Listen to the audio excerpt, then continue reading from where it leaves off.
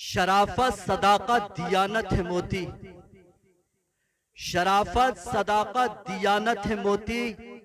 ये मोती हमेशा लुटाता है कुरान और जहालत का नक्शा मिटाकर दिलों से हिदायत का रास्ता चलाता है कुरान।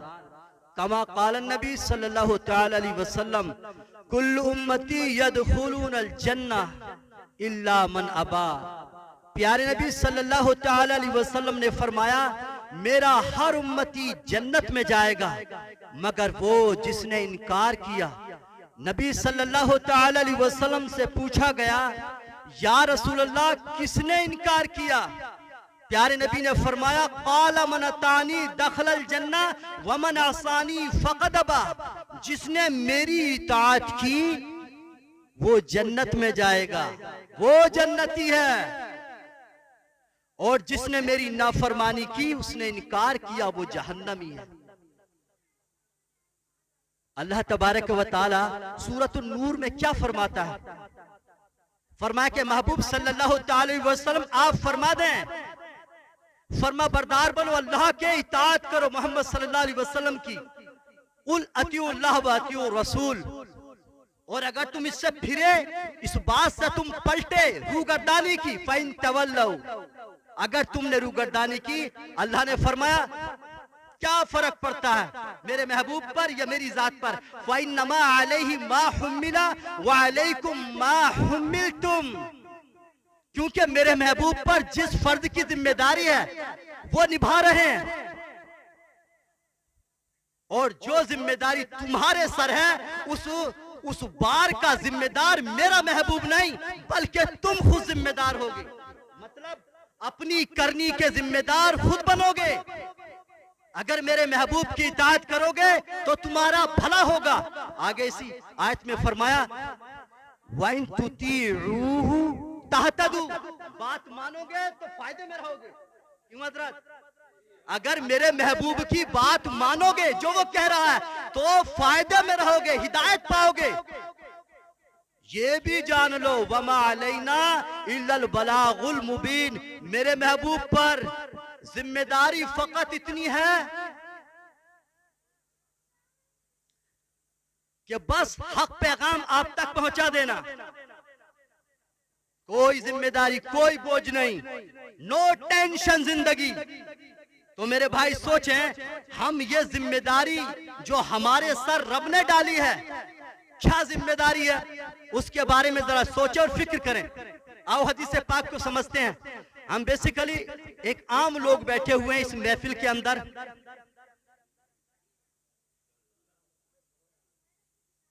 प्यारे नबी सल्लल्लाहु अलैहि वसल्लम फरमाते हैं, बुनियल इस्लामु अला खम्स, इस्लाम की बुनियाद 5 चीजों पर है। इस्लाम की जो बिल्डिंग है 5 पिलरों पे खड़ी है। अगर हमने उन मजबूत पिलरों में से एक को जाये कर दिया या गिरा दिया तो समझ लो हमारा ईमान खतरे में है। ये जहन के अंदर रखना। अल्लाह के नबी ने फरमाया, इस्लाम की बिल्डिंग मजबूत 5 पिलरों पे धरी है। वो कौन कौन सी? फरमाया, व शहादतु अल्ला इलाहा इल्लल्लाह व अन्ना मुहम्मदन अब्दुहु व रसूलुहु। बंदा बोले कि मैं अल्लाह तबारक व तआला की जात की गवाही देता हूं कि उसके सिवा कोई इबादत के लायक नहीं, और बेशक मोहम्मद सल्लल्लाहु तआला अलैहि वसल्लम की शान में इस बात का इकरार करता हूं, आप अल्लाह के भेजे हुए एक रसूल हैं, उसके बंदे हैं और बंदगी की तालीम देते हैं। यानी अल्लाह की बंदगी करो, अल्लाह की इबादत करो, अल्लाह की बारगाह में सर्व सुजूद होके जियो। अल्लाह के नबी ने फरमाया, इस्लाम की बुनियाद 5 चीजों पर है। तो पहली चीज हो गई, इस बात पर ईमान लाया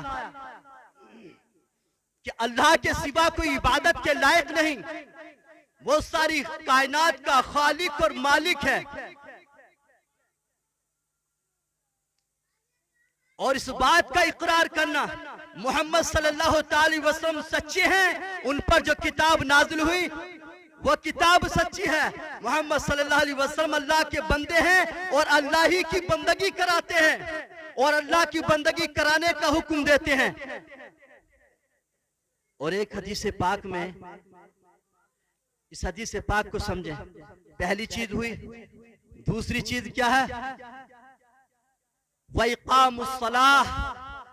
प्यारे नबी ने फरमाया दूसरा इस्लाम का पिलर नमाज है। वइताउ ज़कात, तीसरा पिलर माल की ज़कात है। और चौथा पिलर वल हज, हज है। और पांचवा पिलर वस्सौम रमजान, एक महीने के रोजे हैं। ये 5 पिलर हैं जिस पर इस्लाम की बुनियाद रखी हुई है। इसके साथ में आगे एक हदीस पाक और है, हजरत अबू हुरैरा रज़ियल्लाहु ताला अन्हु से रिवायत है। आप फरमाते हैं अल ईमान बिदउन व सबऊन शोबतन। फरमाया कि ईमान के 70 पिलर, 70 शाखें, 70 दर्जे और हैं। अल्लाह के नबी सल्लल्लाहु अलैहि वसल्लम ने फरमाया उनमें सबसे बेहतरीन जो पिलर है, सबसे मजबूत जो पिलर है, फरमाया फअफ़ज़लुहा क़ौलु ला इलाहा इल्लल्लाह। बंदा बोले, इस बात की गवाही दे कि अल्लाह के सिवा कोई इबादत के लायक नहीं, क्योंकि खुदा की जमीन पर अल्लाह तबारक व तआला के जितने भी अंबिया तशरीफ लाए, हर एक ने यही पैगाम दिया, अल्लाह के सिवा कोई खालिक और मालिक नहीं। इन्नल्लाह रब्बी व रब्बुकुम फअब्दूह। बेशक हमारा खालिक और मालिक अल्लाह है, तुम्हारा खालिक मालिक भी अल्लाह है, उसी की बंदगी करो, यही सिराते मुस्तकीम है। या नबी ने फरमाया कि ईमान की 70 शाखें और हैं, उनमें सबसे बेहतरीन क्या है, सबसे मजबूत क्या है, सबसे अव्वल में क्या है? फरमाया कि बंदा बोले कि अल्लाह के सिवा कोई इबादत के लायक नहीं, अल्लाह एक है। उसके बाद फरमाया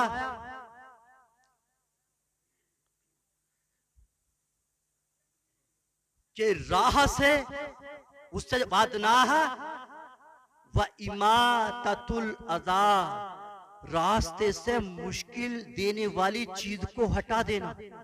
यानी उसके बाद मजबूत पिलर क्या है जिससे अल्लाह राजी होता है? जो अल्लाह तबारक व तआला की, अल्लाह तबारक तआला के कुर्ब का जरिया बनता है। फरमाया कि तकलीफ दे चीज को रास्ते से हटा देना। यानी अगर कोई चीज किसी बंदे के लिए मुश्किल खड़ी कर रही है, किसी मुसलमान के लिए मुसीबत का बायस बन रही है, या कोई मुसलमान किसी मुश्किल में है, कोई अल्लाह का बंदा किसी परेशानी में है, तुमने बढ़कर उसकी तकलीफ को अगर हटा दिया, फरमाया अल्लाह की बारगाह में बड़ा भारी अमल है ये, बहुत बड़े अज्र का मुस्तहिक होता है वो मुसलमान जो इस अमल को करे। और फरमाया वल हयाउ शोबतुम मिनल ईमान। इसी हदीस का जो तीसरा जुज़ है, अल्लाह के नबी सल्लल्लाहु अलैहि वसल्लम ने फरमाया, और तीसरा जो पिलर जो जिक्र किया गया, भारी पिलरों में 70 भारी हैं, लेकिन उनमें जो अहम है अल्लाह तबारक व तआला के कुर्ब के लिए, अल्लाह को राजी करने के लिए, फरमाया कि हया, शर्म, ये भी ईमान का एक हिस्सा है। मतलब इंसान को, किसी मुसलमान को बेहया नहीं होना चाहिए। अल्लाह के नबी ने फरमाया अगर उसने ऐसा किया तो उसके ईमान का नूर खत्म। मतलब जबान से बेहयाई ना करे, किसी पर किसी की खामी, किसी की गलती को देखकर उसकी इज्जत को पामाल करने के लिए हमला ना करे। इंसान, ये भी बेहयाई में शामिल है। इंसान का बकवास करने में बेबाक होना, इंसान की दिलाजारी करने के लिए बेबाक हो जाना, ये बेहयाई है। और इंसान का, एक मुसलमान का, एक भाई का दूसरे भाई की इज्जत को यूं चौराहे पर नीलाम कर देना कि एहसास तक न हो, ये बेहयाई है। इंसान का एहसास मर जाना, ये बेहयाई है। इंसान समझता मेरी तारीफ हो रही है, मैं तो बड़ा हो गया, मेरी शान बढ़ गई, मैंने ऐसी बात कर डाला, मैंने किसी के दिल को चकनाचूर कर दिया, मेरा क्या बिगाड़ लेगा, क्या कर लेगा मैंने अगर ये बोल दिया है। इंसान के जहन के अंदर ये आना और ऐसी सोच पैदा होना, ये तकब्बुर, ये घमंड अल्लाह को पसंद नहीं। वो मेरा क्या बिगाड़ लेगा, मैंने उस पर ये कहा है, देखो हम कितने दिलेर हैं, हमारे फॉलोअर्स कितने हैं, हमारे चाहने वाले कितने लोग हैं, मैं जिस पार्टी से जुड़ा हूं उस पार्टी को राजी करने के लिए अल्लाह के रसूल के फरमान का जनाजा निकाल दूं और ये सोचूं कि मैं कामयाबी की राह पर हूं। इससे बड़ी हिमाकत और क्या हो सकती है। अल्लाह के नबी ने फरमाया फाश बोलना, देखो फाश बोलना हर एक को जबान है, मेरे पास भी है, कमजोर के पास भी है, ताकतवर के पास भी है, जाहिल के पास भी है, आलिम के पास भी है। इस्तेमाल आलिम भी कर सकता है और जाहिल भी कर सकता है, समझदार भी कर सकता है, बेवकूफ भी कर सकता है।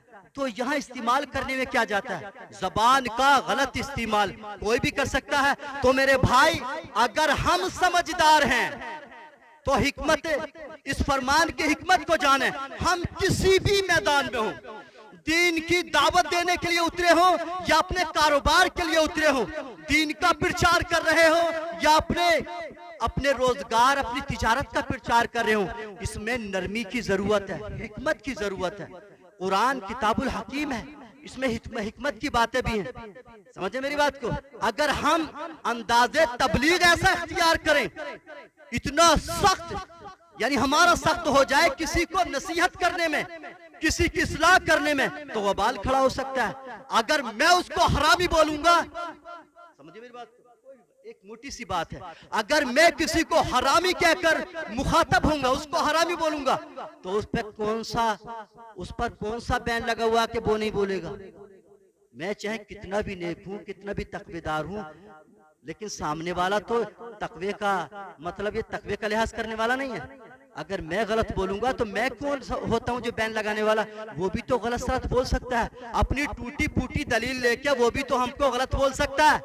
मतलब दलाइल पेश करें, दीन की दावत पेश करें, हिकमत के साथ पेश करें, तो इसमें बड़ा ही मजा है, बहुत सवाब का जखीरा भी है इसमें। क्योंकि रसूल आजम सल्लल्लाहु अलैहि वसल्लम ने हमारी इज्जत की पासदारी फरमाई कि ये तरीका इख्तियार करोगे तो तुम्हारी इज्जत की पासदारी होगी, वरना काम खत्म, रुसवा हो जाओगे। तो सोशल मीडिया की दुनिया में बड़े बड़े अजीब फार्मूले निकलते हैं, बड़े बड़े कीड़े मकोड़े फुदकते हैं, पर क्या क्या बकवास करते हैं। तो मेरे भाई हमारा फर्ज क्या बनता है, हर मुसलमान का फर्ज बनता है, जो गलत जबानी इस्तेमाल करे या गलत बोले तो हम वो अंदाज लेकर चले जिसके जरिए से हमें सवाब भी मिले और इस्लाह भी हो जाए। क्योंकि माँ जुदा नहीं है, माँ का एहतराम, बड़ों का एहतराम जरूरी है। समझे मेरी बात को। तो यहाँ पर बेहयाई इख्तियार करना, चाहे घर के अंदर हो, घर के बाहर हो या ऑन स्टेज हो, गलत तो गलत है, इस बात को ज़हन के अंदर रखना। तो बात क्या चली, इस्लाम की बुनियाद 5 चीजों पर है, उसमें अहम अल्लाह तबारक ताला की जात, उसके बाद रसूल आजम सल्लल्लाहु अलैहि वसल्लम की जात। मेरे भाई अब ये जो आर्जी चीजें हैं, बहुत सारी चीजें हैं, लेकिन मुसलमान का यकीन रखना प्यारे नबी सल्लल्लाहु अलैहि वसल्लम की मोहब्बत में कि आप अल्लाह के रसूल हैं, आप पर जो किताब नाज़िल हुई वो सच्ची है। आप मुसलमान का बेसिकली ये एक दर्स है, लेकिन जैसे जैसे इल्म इंसान के पास होता है गहराइयों में जाता है, लेकिन बेसिकली जो सबक आपके सामने आया वो यही है। लेकिन मैं आपको एक चीज ध्यान में देना चाहता हूँ, उसके बाद अल्लाह तबारक व तआला की बारगाह में जैसा कि बयान सुनते हैं कि ये रजब का महीना है, कौन से अमल को माह रजब के अंदर, कौन से तोहफे को अल्लाह तबारक व तआला ने आपको दिया, उसे करने का हुक्म दिया। जानते हो अल्लाह तबारक व तआला ने मेराज की शब में नमाज का तोहफा अता फरमाया। नमाज का तोहफा यानी वो वजीफा अजीम जिसमें हमदे खुदा है और दुरूद मुस्तफा भी है, वो नमाज है। बात ज़हन के अंदर रखना। और अल्लाह तबारक व तआला ने अर्श आज़म पर अता फरमाया। तो जो चीज अहम होती है, खास होती है, तो खास पार्टी में अता की जाती है। इतना बड़ा तोहफा, इतनी बड़ी मजलिस, इतना बड़ा मकाम, इतनी बड़ी रात, इतनी प्यारी रात, वो शबे मेराज, उस रात में अल्लाह तबारक व तआला ने प्यारे नबी सल्लल्लाहु अलैहि वसल्लम को तोहफा अता फरमाया। तो जाहिर सी बात है जितना लंबा सफर जन्नत में जाने का है, यानी 7वें आसमान के पार सिदरा के करीब इंदा सिदरतिल मुंतहा इंदहा जन्नतुल मावा। अल्लाह तबारक तआला ने अपने बंदों के लिए, अपने फर्मा बरदारों के लिए जो जन्नत को बनाया है वो सिदरा के करीब है। सिदरा के करीब, जानते हो सिदरा कहाँ है? 7वें आसमान के करीब। अब जरा जाने 7वें आसमान पे इतनी दूरी पे अल्लाह ने जन्नत को रखा, तो वहां कैसे जाएंगे? तो अल्लाह तबारक तआला ने उसके लिए बेहतरीन आपको लिफ्ट भी अता फरमाई है, क्योंकि एक मंजिल मकान पे जीना लगा होता है, चले जाते हैं, जरिया चाहिए हमको। और 2 मंजिला मकान है तो 2 मंजिल वहां भी जीना लगा दिया जाता है। अल्लाह ने पैसा दिया है तो लिफ्ट लगा लेते हैं 3री मंजिल के लिए, 5वीं मंजिल के लिए। जो सैकड़ों मंजिल मकान होते हैं तो आसानी से जाने के लिए लिफ्ट लगाई जाती है और लिफ्ट बुलंदी तक ले जाती है। तो मेरे भाई जीना एक मंजिल तक ले जाता है, लेकिन अगर हमने सैकड़ों मंजिला सफर आसानी से तय करना है तो उसके लिए लिफ्ट लगाई जाती है। इलेक्ट्रिक सिस्टम, ऑटोमेटिक सिस्टम, ना चलना पड़े ना हलना पड़े, लिफ्ट पे सवार हो जाओ, बटन दबाओ, सीधे चले जाओ। तो मेरे भाई लिफ्ट जिसके पास है तो उसको किसी की मोहताजी नहीं है। लिफ्ट का मतलब समझते हैं? जिसमें सवार होकर बिल्डिंग पे ऊपर को सफर करते हैं, लिफ्ट। तो मेरे भाई बुलंदी पे ले जाने के लिए लिफ्ट हमें दुनिया के अंदर चाहिए, लेकिन जिस रब ने जन्नत को इतने बुलंद मकाम पे रखा है तो उसने हमारे लिफ्ट भी बनाई है। जहन के अंदर रखना, वसाइल भी अल्लाह ने अता किए हैं। लिफ्ट क्या है? प्यारे नबी सल्लल्लाहु अलैहि वसल्लम के दीवानों, लिफ्ट ये है जो अर्श आजम पे अल्लाह ने प्यारे महबूब को अता की और हम सब के लिए उसका हुक्म फरमाया जन्नत में ले जाने की लिफ्ट है नमाज। अस्सलातु मिराजुल मोमिनीन, नमाज। और जो बटन है ना, अल वुज़ू मिफ्ताहुल जन्ना, और नमाज के लिए भी कहा गया और कलमे के लिए भी कहा गया। बहुत सारी मुख्तलिफ हदीस है, लेकिन मैं कहता हूँ लिफ्ट बटन, कलमा बटन है। बटन दबाया, लिफ्ट में सवार हो गए और सफर शुरू हो गया। तो मेरे भाई उन्हीं चीजों को मैं जिक्र कर रहा हूं। प्यारे नबी सल्लल्लाहु ताला अलैहि वसल्लम ने फरमाया, अल्लाह तबारक व तआला ने नमाज को शबे मेराज यानी हिजरत के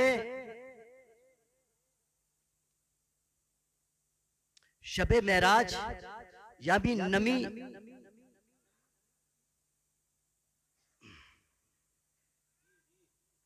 अल्लाहुम्मा सल्लि व सल्लिम व बारिक अला सय्यिदना मौलाना मुहम्मद माअदनिल जूदी वल करम सलातुम व सलामुन अलैका या रसूलल्लाह सल्लल्लाहु ताला अलैहि वसल्लम।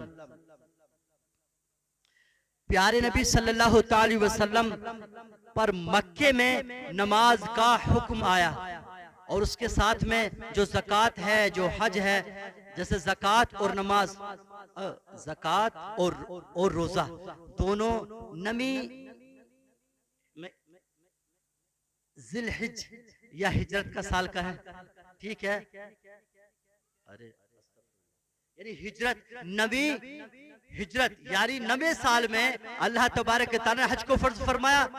और उससे पहले जो ज़कात है, रमजान है, अल्लाह तबारक व तआला ने यानी दो हिजरी, मतलब ये नबी सल्लल्लाहु अलैहि वसल्लम को मक्के में गए हुए 2 साल हुए थे, रोजा और ज़कात दोनों का हुक्म फरमाया।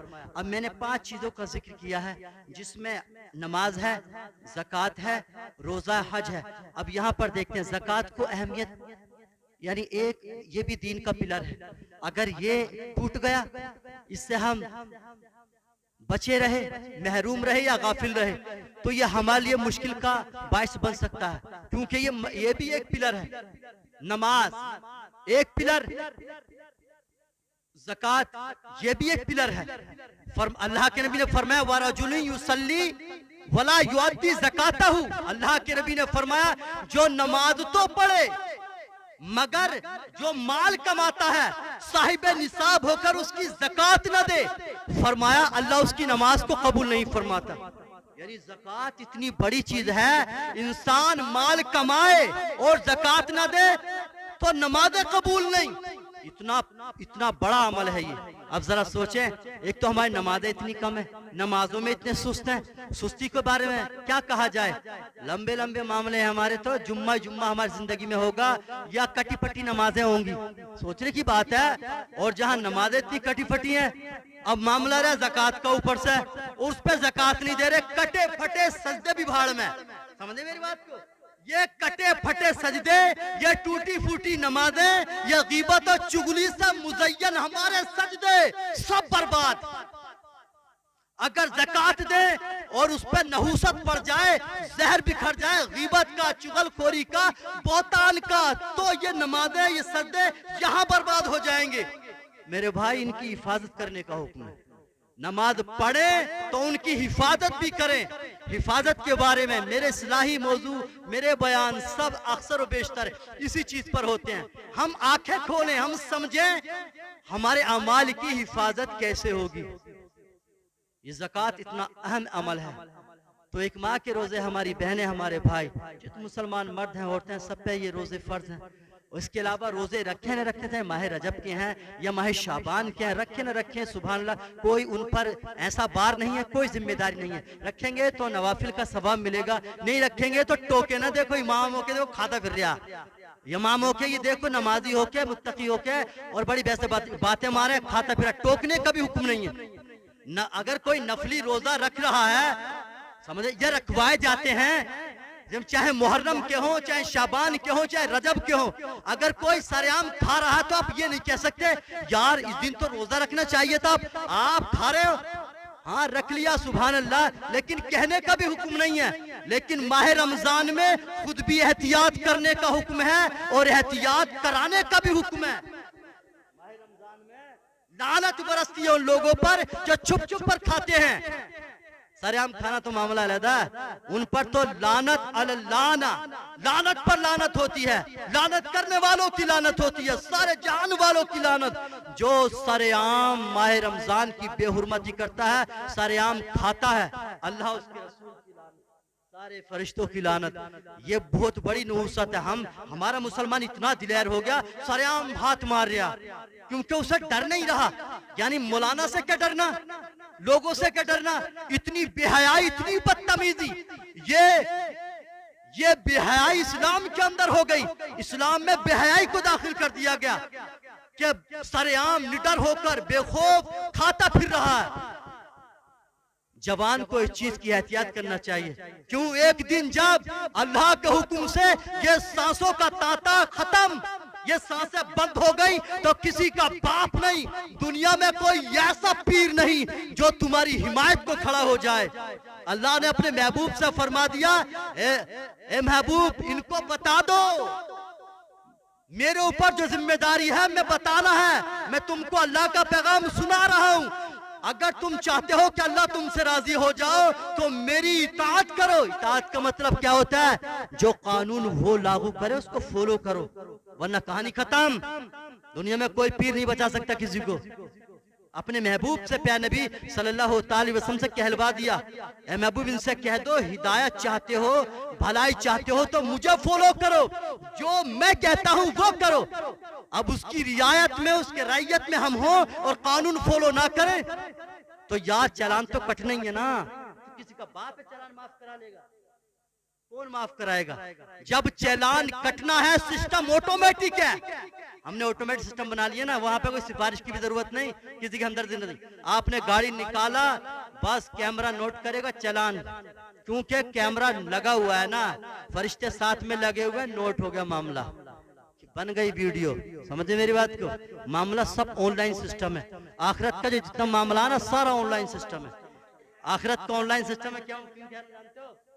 सारा सिस्टम, सारे आमाल नामे ऑटोमेटिक हाथों में आएंगे। कहीं सीने को फाड़कर, कहीं इज्जत और एहतराम के साथ, कहीं दाहिने हाथ में, कहीं बाएं हाथ में सीना फाड़कर। तो डरो उस दिन से जिस दिन अल्लाह हिसाब फरमाएगा और ऑटोमेटिक अपने अपने अमाल नामे, किसी के आगे से, किसी के पीछे से, किसी का सीना फाड़कर, किसी के चेहरे को खुश कर कर किसी पर फूल बरसाकर, किसी से मुसाफा करके, किसी से सीना बसीना मुआनका करके उनको अमाल नामे पेश किए जाएंगे। जानते वो कौन है? ला यहज़ुनुहुमुल फ़ज़ाउल अकबर व ततलक़ाहुमुल मलाइका। यार जिनकी रहनुमाई के लिए फरिश्ते हो, इन्हें क्या टेंशन होगी? रब ने फरमा दिया बड़े दिन की टेंशन अगर ना होगी तो मेरे महबूब के गुलामों को ना होगी, वरना सब टेंशन में।